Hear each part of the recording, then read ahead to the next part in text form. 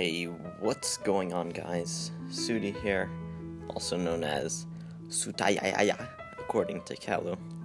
Anyway, today's video is an exposed video for the Huntsmen, mainly MajorEvent, MajorEvent, KDCon. And while recording the voiceover for this, I was trying to be quite quiet, so I actually sound kind of depressed, so don't make fun of me for that. Also, join the Pit Purger community in the description.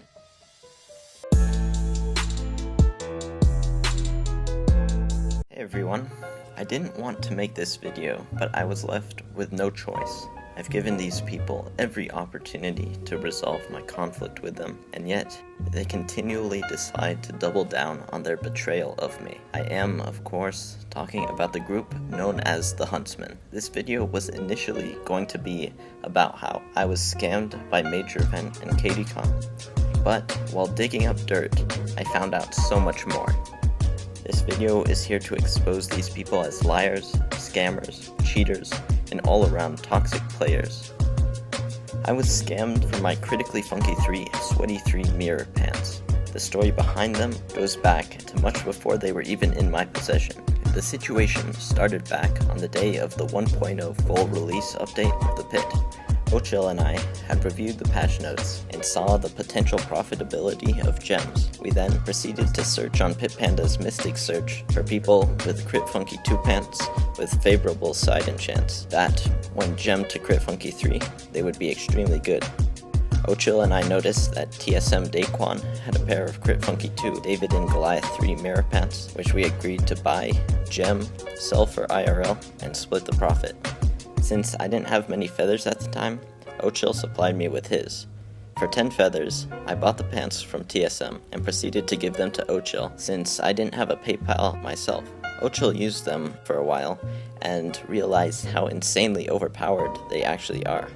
We talked for a bit and agreed that he can keep them if I get paid my portion of the profit we would have gotten had we sold the pants like previously planned. Once the value of the pants was calculated and both of our payments were taken off the total, the split amount that we agreed on was $130. Initially, he planned to pay me back in Skyblock coins to an amount which would have been over 300 million, but later we realized that this wasn't going to be feasible. Pretty soon after this, I found another player to shark. This was someone who owned a pair of Sweaty 2 Crit Funky 2 Mirror 1 pants. They wanted a rank upgrade for their pants, and since I couldn't buy that myself, I asked Ochil to do it for me. He bought the rank, and I logically assumed that the $7 he paid for that rank would be deducted from his debt to me. I gemmed these pants once to Sweaty 2 Crit Funky 3 Mirror 1 and removed the tag. This is when things get sketchy. Ochil asks me if I can lend the pants to MajorEvent, which is alright, I guess.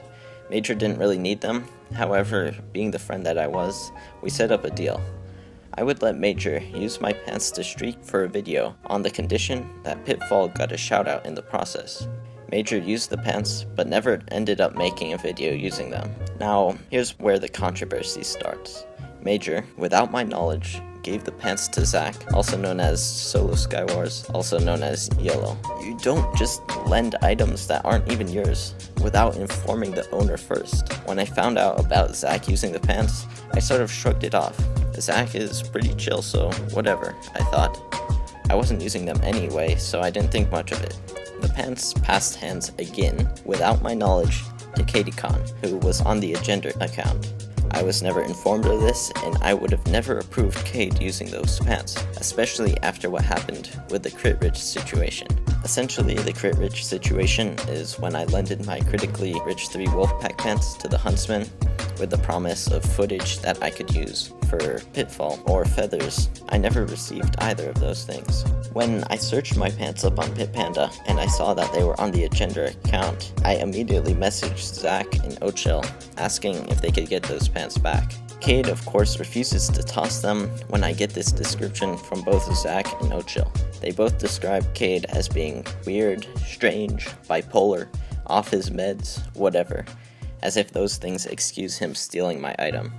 Zach alerts me to the fact that Cade is claiming that the pants were never mine because O'Chill paid for them. However, both Zach and O'Chill said that they would tell Major to yell at Cade, giving me the impression that Major is the only one who can, quote, control Cade. Major decides not to do this because Cade is running with the story that the pants aren't even mine, despite him knowing exactly where they came from. During this time, I message Cade myself, demanding he toss my pants back. Instead of responding like a normal human being, he sends the full lyrics to Tekashi 6ix9ine's Gumo. That song actually, oddly enough, fits this video perfectly, especially considering I'm about to snitch on these people's entire crime careers.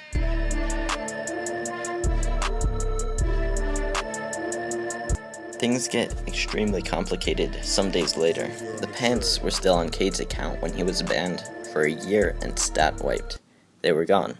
If you search them up on PitPanda, you receive an error message. I find out through a conversation between B-hoppers of all people in a public lobby that KDCon actually transferred some items to O'Chill before his wipe. When confronted about this, O'Chill gives me the list of items and claims he also asked for my pants with no avail. It was just chance that the mystics were transferred before the ban to Cade's account. This gave me an idea. Because O'Chill knew that the stolen pants were unequivocally mine and also had some of KDCon's stuff, perhaps he could give me an item or two of Cade's to compensate. I messaged a woofing Panda about the worth of those few items. Panda was curious about why I wanted to know specific prices about specific items, so I told him the full story up until this point. Panda then created a group chat with Major, myself, O'Chill, and Wilco. At this point in time, one of the most trusted members of the community and owner of the Pit Central Discord server.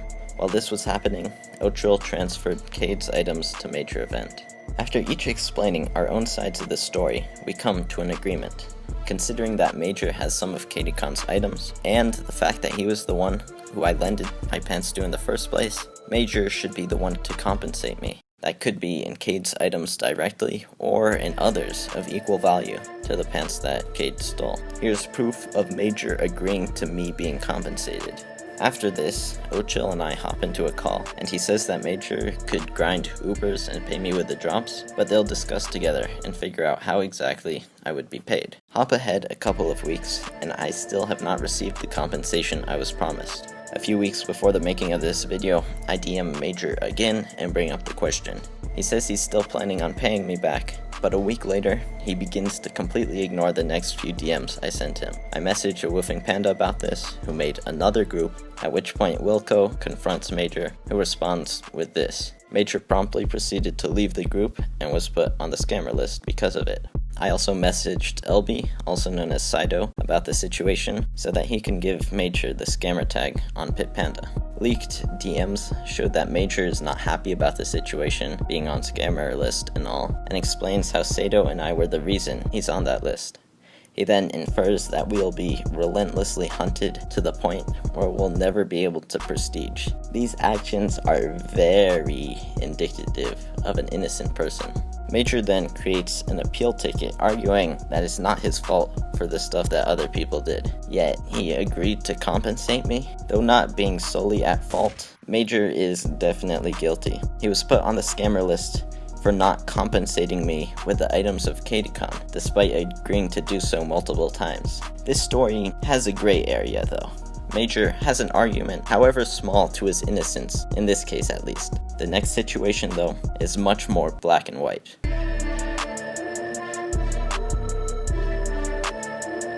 About a month ago, Jeffrey Colin, also known as Revivalism, created an Executioner 3 Moctezuma 2 Gold Boost 2, which was subsequently gemmed to Mach 3. Major, seeing this, asks to borrow the sword for a video. Colin is given Crit Funky 3 mirrors as compensation, even though the sword is worth much more than that. He trusted that Major would be true to his word, given his reputation as a YouTuber. Major made a video using the sword. He explicitly states that he's borrowing the sword from Colin. For my sword, I'll be using Mach 3 Gold Boost 2 Executioner 3, which I'm borrowing from Jeffrey Colin. Colin actually gets banned on his Revivalism account and waits out the month before planning to return the Crit Funky mirrors for his sword back. At this point in time, Major has tossed the executioner to MajorEvent, who Colin has to deal with. Minor clearly tries to deflect returning the sword, but eventually is forced to go online. After 4 hours, Minor gets on, joins Colin's party, and then immediately leaves. He then says he'll be on in an hour. After an hour, Minor responds to Colin by saying, and I quote, "Man's just having a wank in it, like pumping out a fat one for old Marge in my bed. It's calm though, like I got my bedrooms back in the wank, so a sound G is sound." Minor then translates this message into Chinese and sends it again. He's clearly never going to return that sword, and Major is 100% guilty in this situation as well. At this point, I believe that both of these scams were orchestrated by the Huntsmen themselves and planned beforehand. I don't have proof of that, but the information given already is absolute proof of the guilt of MajorEvent, KDCon, and MajorEvent as scammers. What led me to believe that these scams were planned is the fact that they are very similar to a situation with Skunker, which he will explain soon. Skunker was scammed of quite a few items of insanely high value by the Huntsmen, particularly KDCon, and was never repaid. Here's him telling this story.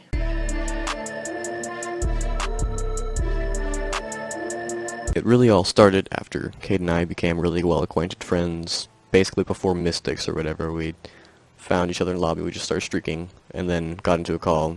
Pretty cool guy. Then came Huntsmen after Mystics came out, a little bit after, and that was owned by Prince Link. We started becoming better friends, and we also became well-known at Huntsmen. We got, like, pretty high up there in the roles and everything. Arms of Spaghetti War was about in this time frame. We all had a lot of fun playing the game and trying to kill Arms whenever we could. Fast forward a year of still being good friends, and never turning his back on me when Major and Cade set up a scam. Cade agreed to fill his inventory with arrows when I drop traded him Sweaty 3 last Stand 3, and Major flew in an alt right as I dropped it, and I thought nothing of that since it was just a trade snipe. Since I was never told that it was Major that stole it, and I thought nothing of it. Lina was pretty aggro towards me for a good year. I never knew it to this day why he hates me with such a passion. A couple of months later, where Cade went on vacation, he allowed me to borrow his Robin Hood 2, which was like pre-nerf, so every arrow would home instead of just fully charged shots. But he went on vacation, allowed me to borrow it for around 2.5 months, and I guess that was a step into a good friendship. But a few months later, I returned the Robin, which didn't even lose a single life, so there was really no reason to be mad about it.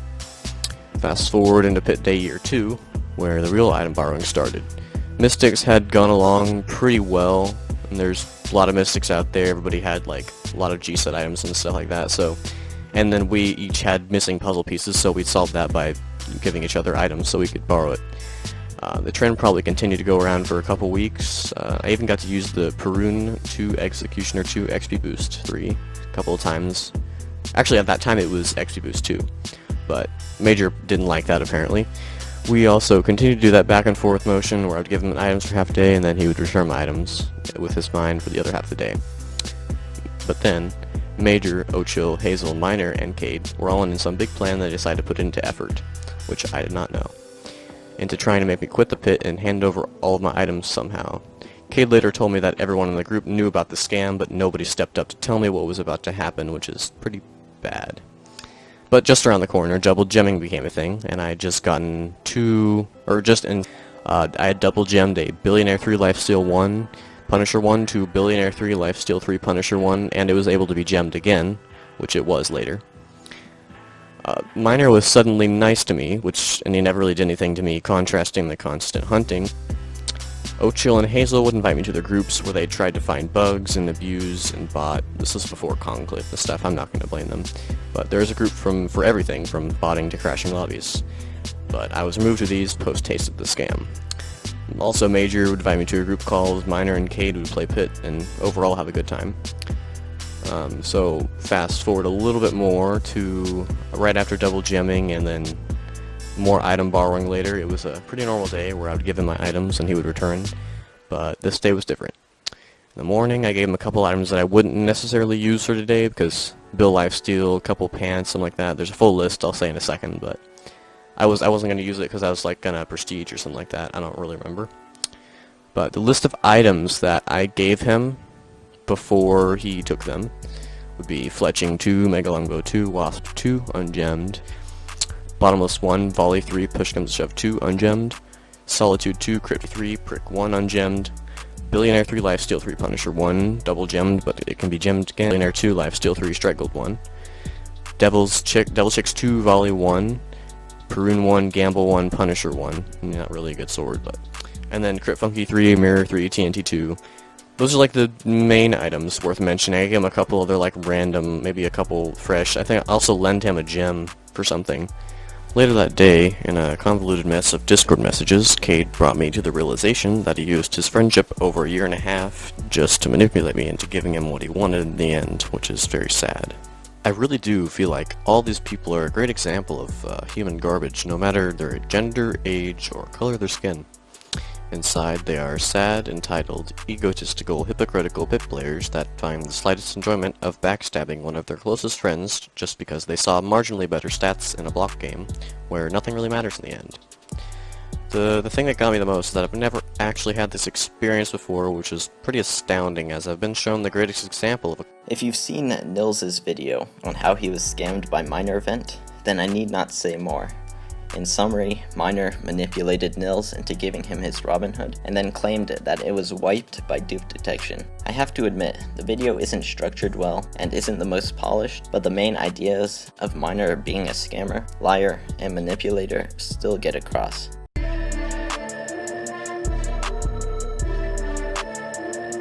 Now then, scamming isn't the only thing this group of people has done. At the start of this video, I stated that the Huntsmen are liars, scammers, cheaters, and all-around toxic players. Everyone knows that they are scammers because of what you've just learned today, but people don't know actually how much these people cheat. Katecon is a botter and blatant hacker. After the controversy about my pants occurred and his ban on Agenda, Cade started dark hunting me with no provocation. Here's a clip of Cade bragging about using autoblock and also hunting me. Sudi. Oh my god, he's still playing. Give me your points. Or me and I'll be hop on the hopper. They like said hashtag welcome to the jungle after 3v1ing me, so I just killed all 3 of them with autoblock. It was pretty excellent. He played on the Smiling Imp account, and now Yanelli after Imp's ban. Cade's main was banned for boosting, most likely due to him botting. Speaking of boosting, can we take a moment to talk about Zach? This man went from getting iron and gold to masters in a single season. How? Well, it's pretty simple actually. MajorEvent boosted his account first to prestige 35 on pit and then to masters division in ranked. Zach transferred all of his items to this account right here, which I'm not even going to attempt to pronounce the name of. He was subsequently banned on his main because Minor was cheating too hard in ranked. This is actually hilarious though. A few months back, Zach was kicked from the Pit Conclave for tagging an admin because he got a false watchdog banned 3 times. Don't tell me this guy is legit.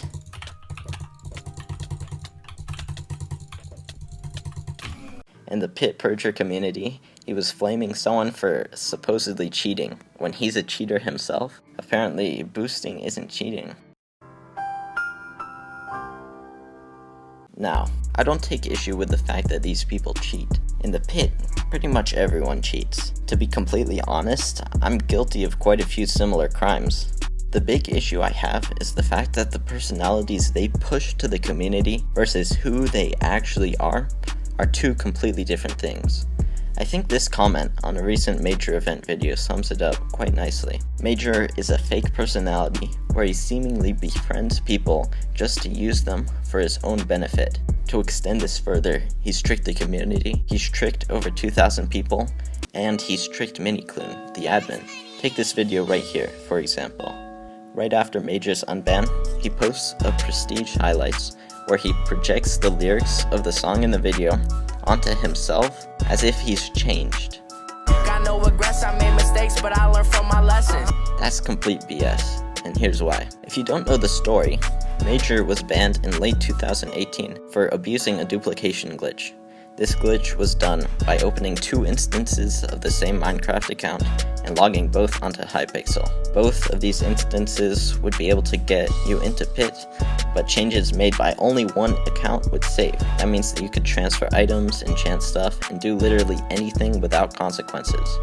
Major enchanted a ton of tier 2 items to tier 3 on the unsaved instance, transferring the good ones to an alt and rinsed and repeated. This glitch was patched in 2018 and Major was unbanned in June of 2019, even though his ban was supposedly permanent. If you try to get 2 of yourself onto Hypixel right now, it's impossible because of the patch. Here's the real kicker though, the dupe was never fully patched. It was still possible to get a second instance of yourself onto the pit, which wouldn't save. How? You had to be logged onto MiniCloon's test server. Crazy, I know. If one Minecraft was open to the test server, and another tried to go onto Hypixel, you would be able to go successfully into the pit, transfer, enchant, etc.